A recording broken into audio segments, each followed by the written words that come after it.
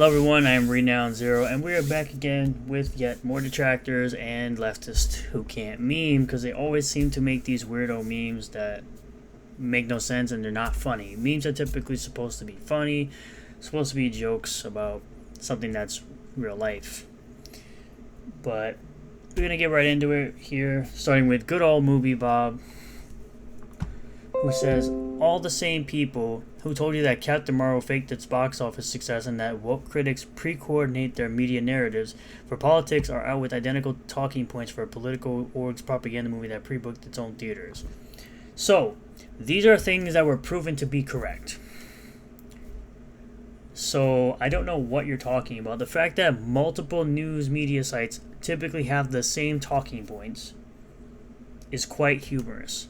Now, for someone like Movie Bob, I can tell you right now, he's the type of person that most likely did not watch all these videos and live stream, because the last one's a live stream. I can almost guarantee he didn't watch any of these pieces of content. He's one of those people that does not want to talk to you about your opinion at all. He thinks his opinion is the right opinion. That is why he is an irrelevant piece of crap who got essentially called out for posting a photo and claiming someone was their friend, and he got called out by that person, and they said that they soft blocked him 6 times and still are following him like a creep. So we're not even going to talk about that guy too much. Here's a meme, apparently. Eric's wife's jewelry cavalcade with Eric. Of course, they make him into like a South Park type character. Of course, they give him his hairy shoulders that they're so obsessed with for some reason. Any one issue of Isom, hat, mug, and shirt, 126.9, Rippa's Shopping Network. Rippaverse hat. It's just a very bad meme. I don't understand why the left can't meme for shit. You got Morty saying these words here, trying to look impressionable to the YouTubers, I guess, or YTS, I don't know. But we also have this. White Supreme added again, or in Rippa's case, a sellout to White Supremes. So first you called him a White Supreme, and you had to course correct in the middle of your statement because you knew you're wrong on the definition of what that is. So no, he's not a sellout. He's just a person who's not stupid and listens to mainstream media who lies about almost everything. He has his own working brain, his own thoughts, and he can see the hypocrisy when it comes to all that's going on in pop culture with all the race swaps and tokenization of characters. It's stupid people like this person who aren't real fans of characters like Jimmy Olsen and Superman, where Jimmy Olsen is a redhead. He's a white redhead, and they made him black in this Superman cartoon. They gave Lois Lane right here a short hair and made her look masculine. And they turned essentially Superman into a simpleton, we'll say.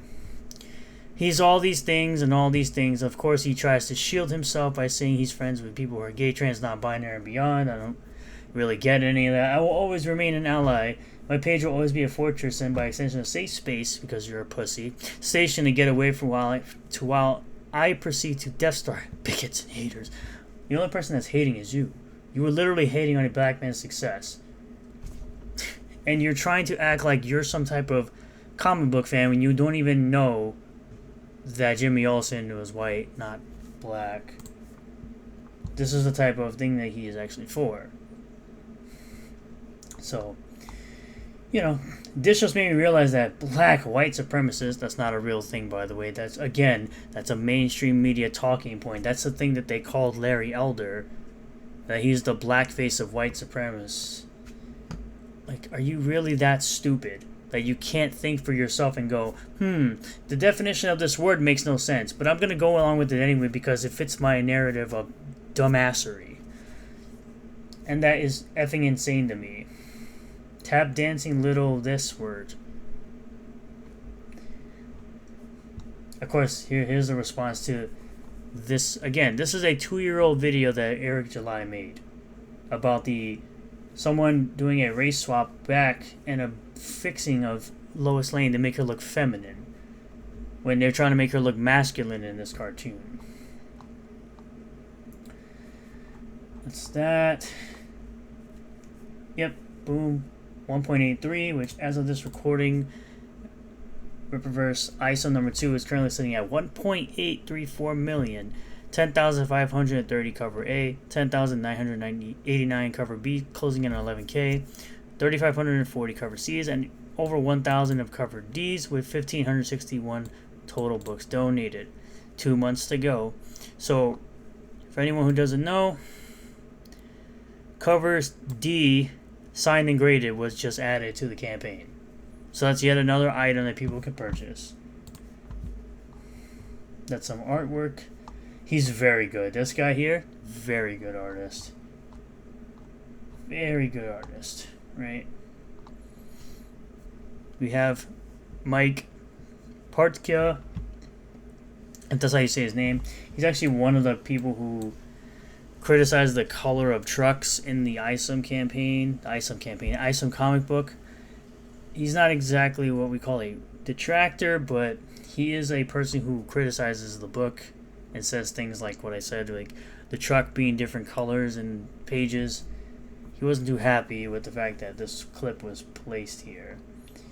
So, let's take a listen. I was looking at Twitter and seeing that Rippaverse Goalposts had posted a clip from my last video about ISOM and great covers, the secrets of great covers. And it posted the clip about ISOM number 2, cover A. It's the cover that's done in a kind of flashback style, where it's asking the question, why did ISOM quit? And it's saying, showing the first appearances of Sydney Bloodruth, Gooding, and Shadron. And then it shows ISOM on the cover fighting Shadron. And what I was pointing out is that from the cover, you don't know that Shadron is the person who ISOM is fighting. All you know is that ISOM is fighting someone. So I actually thought it was some fourth character that Eric July had invented for this book. I didn't know that it was Shadron. So I thought, well, if you're going to put Shadron's name on the cover, you may as well link it up with him being on the cover. And so my suggestion was, instead of doing what they did, they should have instead the box moved to another place higher up saying, introducing the first appearances of Sydney Bloodruth, Gooding, and then in a separate box closer to Shadron saying, the Fury of Shadron. So that would identify clearly that Shadron is the one whom ISOM is fighting. The one thing that I see repeatedly, and I swear to God, I don't know if I'm just being trolled at this point, or if people are trying to make a legitimate point and failing utterly, is when they say, oh, well, you just want everything told to you up front, or something like this. You're just looking for someone to hold your hand. He's not going to hold your hand. Okay, let me explain that in the first case, where they're talking about, oh, you just want to be told everything up front. In that case, people are just being dipshits. Just literally being dipshits. That, you're just being a dipshit. And that's what these people are, who are saying, oh, well, you just want to hear everything and just see it all on the cover, blah, blah, blah. Like, no, I'm just asking for one piece of information, and more importantly, that piece of information is something that has been readily shared elsewhere, and that... I feel like you could figure out who that is, honestly. Well, you know who ISOM is, we know who Bloodruth is because she's been shown on multiple posters that are for sale, but what people are trying to say is that it's kind of obvious that it's that character, because it's not the other character. It's clearly not the other characters that he's mentioning. So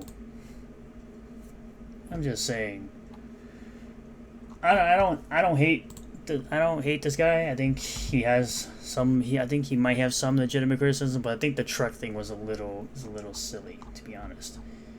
I think that's a little silly, but I still can't understand. It's also funny that people still don't understand that ISOM has been outselling Marvel Comics for the last 5 years. I did post that about this because this guy here, he says it's down 50% in sales. It's not. He only had 15,000 backers on his last book. It actually had, he successfully shipped out 49,000 orders, 60,000 books. The reason it's making money is its price is 2 or 3 times higher than most graphic novels, but not many people are buying it compared to more popular mainstream indie books, which I said first book sold 60,000 books, and that is more than any mainstream graphic novel in the last 5 years. No, number 2 in comics history has sold more books than number 1. Price only matters to brokies, meaning $35 is not a crazy price for a book that's 96 pages, great quality paper stock, and you're paying artists that were part of the mainstream that were very popular, like Gabe Al-Taib. 2 months left to go on number 2, Cope More. To which he responds by saying, lol, Isom is selling more than The Watchmen in the last 5 years? No. So, I went over to Comic-Con, which is something that Eric July typically pulls up when he's looking for sales of books, right? So, I looked, we're in the section of graphic novels because Isom number 1 is classified as a graphic novel, right? So, right down here, Watchmen is at number 13. Estimated unit is 14,976. Isom number 1 sold 60,000 books. Even Isom 2 has surpassed 25,000 books. So yes, Isom number 1 and Isom number 2 even have sold more than Watchmen, the graphic novel, in the last 5 years. This is from 2018. You can see it up here. Oh no, sorry. You can see it right here, 2018. And remember, this is 2 comic shops. When the 60K books is being sold for something like Isom number 1, that's 60,000 books going to actual customers. And even at 60,000 books, it's even got more estimated units than the Infinity Gauntlet trade paperback graphic novel. So yes, it's outselling. And this is the year round, by the way. This is the whole year. This is the whole year of 2018. That it's outsold every single graphic novel in 2018. So yeah, these people will continue to show who they truly are. These people will continue to cope with things like that. And I'll just be here continuing to cover it. Thank you all for checking out this video. Really appreciate all the new subscribers, returning subscribers, new viewers, returning viewers. If you do like this video, hit that like button. Comment below how you feel about all this. Subscribe for more content. Do not interact with anyone I've shown in this video. Hit the bell for notifications. Set the bell to all that we get notifications anytime I post a new video. And I will see you all on the next one. Peace.